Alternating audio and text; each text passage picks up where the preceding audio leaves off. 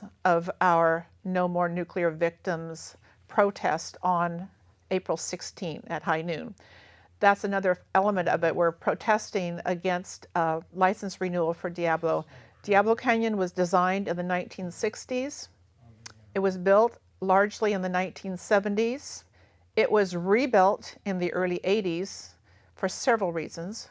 For one thing, the seismic bracing to accommodate earthquakes for Unit 2 was installed in reverse, in mirror image. Oh, PG&E did that, oh so it had God. to be redone. That stalled things and took billions of dollars. So that's the level of care and confidence we can have in Pacific Gas and Electric Company, the same company that doesn't know where its pipelines are when they blow up and don't know how to turn off the gas in their pipes. My It's God. the same corporation. So a vote of no confidence there. So to want to operate nuclear power plants, you know, an extra 20 years when they're ancient dinosaurs as they are. This plant designed in the 1960s. Think about that. Think about nuclear power plants better than I do. Something designed that long ago, to expect it to last, forever and be under control is not realistic. I think you're right, Jane. And, I speak as a person who worked inside a nuclear power plant while I was getting my degree in environmental science. And I'm sorry, Mr. Reed, if you're still alive out there somewhere. He was in his 50s back then, in the 60s, so I don't know. But what I look at is not all they had one, they had two, they had three, they had 4 backup systems at Fukushima. And all of them failed except the battery backup, and that only lasted 12 or 14 hours, and then that failed. Now today's what, the 9th of April, we're 30 days down the road, and they still have no clue how to stop it. And we are getting impacted now. My friend who refused to come on the show tonight has his own Geiger counter, and he's saying we are now, as of several days ago, got triple the radiation that we were getting 2 weeks ago. We're getting the fallout right now. We're getting the radioactivity right now for all of Oregon coast and probably all the way down to San Diego. Maybe not quite down to San Diego. Maybe it stops at Camp Pendleton. But he showed me his Geiger readings. But he's afraid to come on the show. He's afraid to talk about it. And I'm thinking, we must talk about it. When are we going to talk about it? After Diablo breaks down and we all have to evacuate? Stop and think. A lot of you people have homes here, right? You look across the street and you see your neighbor's home and you think, well, my home lost value. It used to be $600,000, now it's only a $300,000 house. But ask yourself, what would anybody pay you for that house if you had to evacuate 50 miles from Diablo Canyon, which means Devil Canyon? We're really saying the Devil Power Plant. It does. I'd like to say... What would that house be worth if you had to evacuate it? Who would you sell? Who would buy it? I'd like to say a word about those homes and businesses.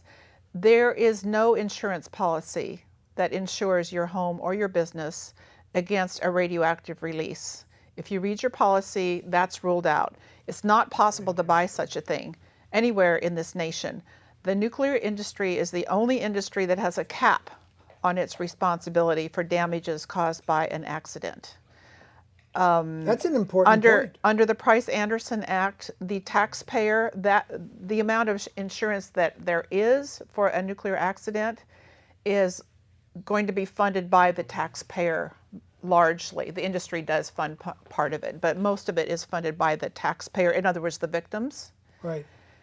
And, the people that run insurance companies are the experts in risk assessment. And they have declared that it's too great a risk financially to insure a nuclear power facility, therefore they won't do it. Now, if it's too risky for an insurance company, it's too risky for those of us who live downwind. I agree.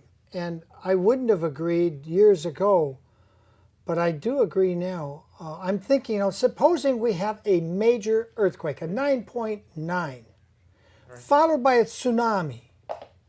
And if you've seen the pictures on Mothers for Peace website, Devil Canyon Nuclear Power Plant is like literally just above the cliff.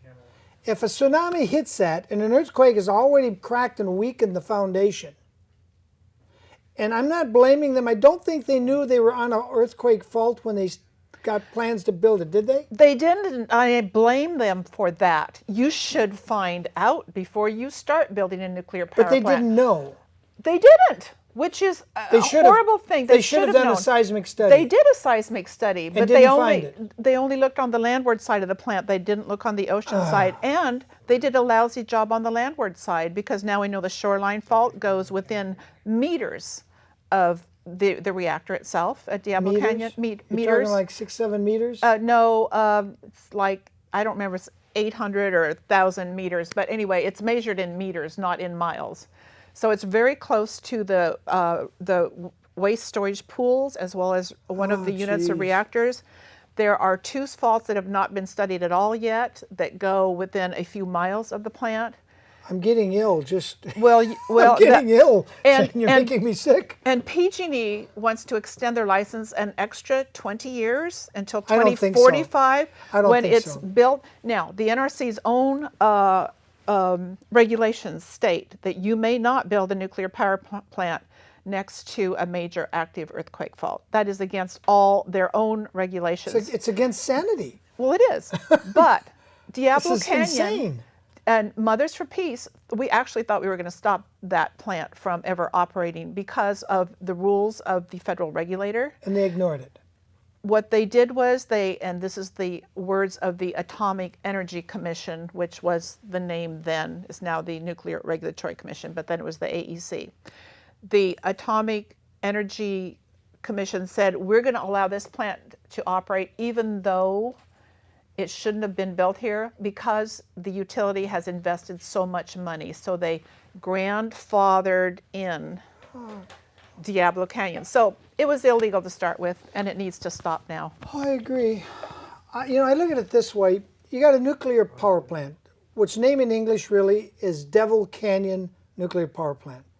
Emphasis on the word devil. It's Spanish. I don't know why they call it Diablo. It's just Spanish for devil, right?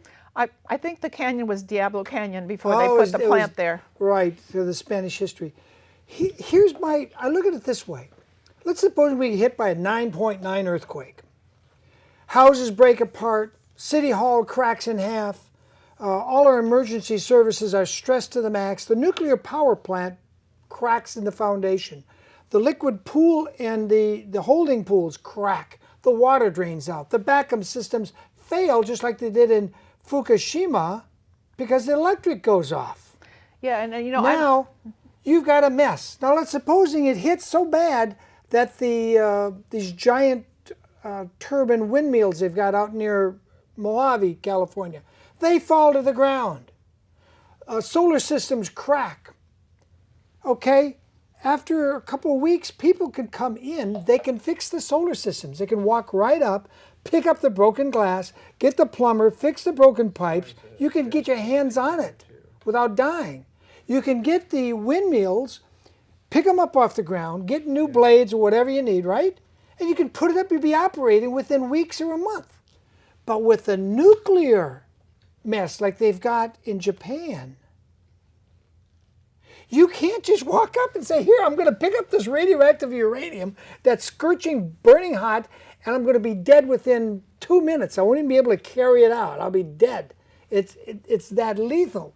And anybody that gets within 100 feet of it gets 100 rims in an hour or 500 rims, you're dead. You may walk for another week or two, but you're basically dead. That's the difference. With nuclear, you're going to die, and lots of innocent people are going to die. With wind power, with this new water engine you can use solar to fracture the water into hydrogen and oxygen. By the way, in case you don't know, those big rockets we send up at Vandenberg and over at Cape Canaveral that put people out to the moon? What are they burning? Hydrogen and oxygen. What are you seeing come out of them? Steam. That's what that big billowing thing is come out. It creates a lot of power. We have the technology. In 2007, I was at Cape Kennedy. They've turned it in kind of like a tourist thing, sort of like Universal Studio. And I talked to several engineers, one in particular. And as we're going through this tour, and he said several people there have cars that run on water, but they're not allowed to talk about it. And I said to the guy, and I think I have this on tape, if NASA would take all their engineers and put their minds in developing a car and an independent engine to heat and cool your home, how long would it take NASA if they put all their focus on just that mission? He said probably less than 6 months to design it and another 6 months to put it into practice. So in 1 year, we could be free of the oil barons, we could be free of nuclear, and be safe. I've gone from being pro-safe and clean nuclear to being totally against nuclear. Do I want them to shut down tomorrow? No, but I think we ought to schedule it before their license runs out. Maybe in 2013, maybe 2012, because there's a ticking clock that none of us can see. And that clock is the next earthquake. And none of us know when it is. But when that hits, if we're still here and that plant breaks, all your homes will be virtually worthless within 50 miles. Yep. Don't you agree? I do. And when we say that Fukushima is our warning, I'm not feeling a need to predict what magnitude of an earthquake we might have. But what I'm saying is that nobody can predict That's right. when or how great that earthquake might be that might affect the Diablo Canyon plant. And should we have a massive earthquake occur in this area, what concerns me the most is not really cracking of concrete. That might happen. I don't know about that. I think it happened at Fukushima, but that's a different plant design. But what worries me the most is the spent fuel pools, because if you lose your water in those spent fuel pools, you've got a major disaster. You don't have to lose all your water because the spent fuel rods at Diablo are stored so close together, really that close together. They're so close together that if you uncover just the tops of those fuel rods, you're guaranteed a fire of the zirconium cladding of the fuel rods. And that's what's happening at Fukushima now, and that's what's releasing radiation. There's nothing worse than a fire of radioactive waste because it goes into the atmosphere, you can't get it back in, it's gone, it goes wherever the wind is blowing, and so that's a very huge problem. The National Academy of Sciences has taken the position that all nuclear power plant spent fuel pools should go back to the original design, and this includes Diablo Canyon. The original design for that plant did not have the fuel rods this close together. They were way far apart, and deliberately so designed so that if you lost all of your coolant water, as happened at Fukushima, but the rods were far enough apart, you would not have a fire. You might have a meltdown, and that's a bad thing, but a meltdown, you've got your radioactive metals going down into the ground, and that's bad, but a fire is worse because then it goes into the atmosphere, and it goes literally everywhere. So some of the fallout from the Fukushima plant, as you've said, William, has come to the state of California, as everywhere. The Environmental Protection Agency, the EPA, has monitors. It's true that a dozen of them in California don't work or weren't working when I read that news report, but they do have some useful readings. The milk that comes from the Cal Poly dairies is radioactive with iodine 131. My husband drinks a lot of milk. I said, honey, buy it. Put it in the freezer for like 3 weeks because iodine, at least it has a short half-life of 8 days. So it doesn't take forever for that to decay. Whereas other things like strontium going into the bones, then you've got it's attracted to bone tissue, and then it's internal, and then you've got cell damage, and that's where cancers can come in. What amazes me is our city councils don't seem to care. I have not seen San Luis, AG, Santa Maria City Council say a peep. Have you? The San Luis Obispo County Board of Supervisors has been active on this issue. The people of like minds with Mothers for Peace, not just the mothers, but many citizens went to the San Luis Obispo County Board of Supervisors and said, one of your jobs providing for welfare, safety, and welfare.